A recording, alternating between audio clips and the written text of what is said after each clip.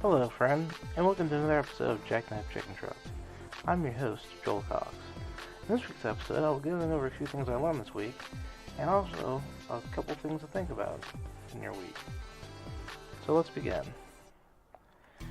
I bought an RC plane last week on the advice of a friend of mine who told me I'd probably have a better chance of flying this one than the one I already had. The one I was buying had a flight stabilizer in it. This allows the plane to actually basically fly itself in a straight line. If you're not that good at flying, it allows you to learn how to control the plane and had various stages of stabilization. It also allows you to take off a lot easier. My first flight was a success. I flew line of sight, I flew around the park, and I landed. I rushed home to put my first-person view equipment onto the plane and tried to fly at first-person view that night. I failed miserably. I didn't have everything set up properly, so I decided to come back early the next morning and fly. This also proved a mistake. As I got in the air, I started flying around in a circle around the field and couldn't see. I flew around the heads of couple of houses in the area and came back and landed.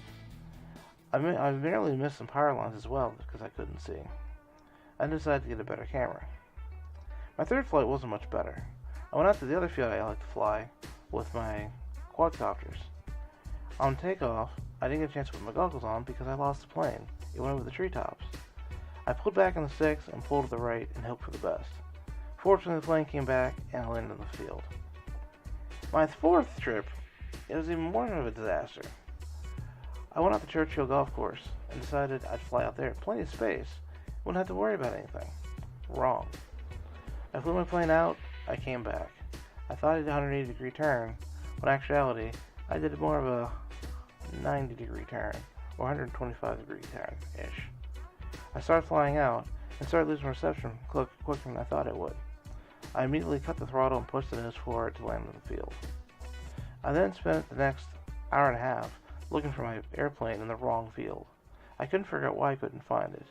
And at one point, I thought I heard it in the bushes nearby.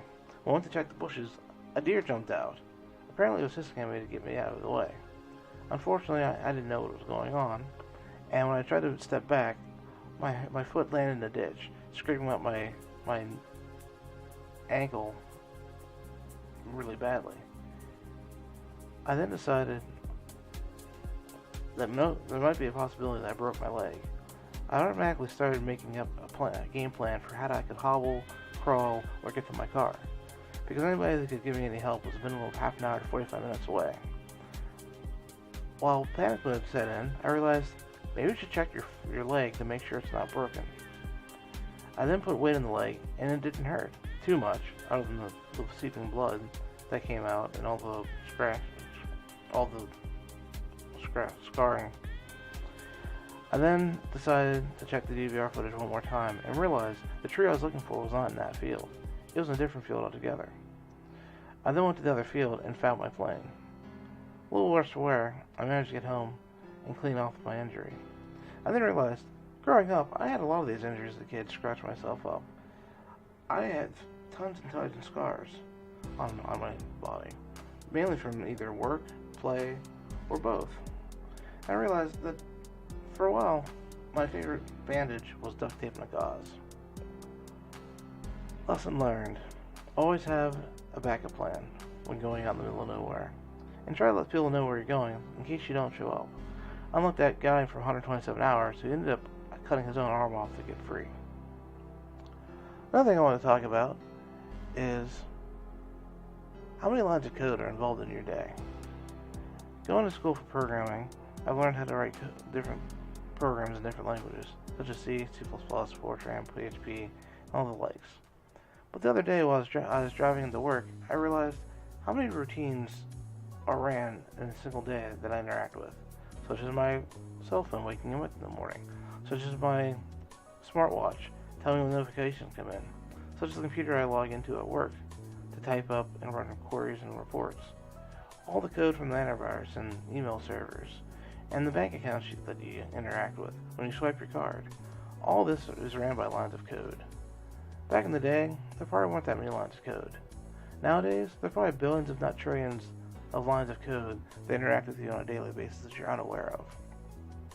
Then there's also the thing of the routines you go through on a daily basis. Technically, those are former programs.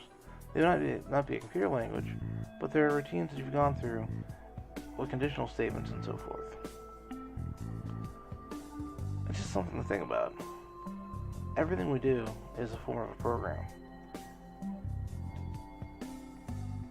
And I will bid you adieu, because I've run out of things to talk about. Hopefully you have a good week. Tune in next week for another episode of Jackknife Chicken Truck.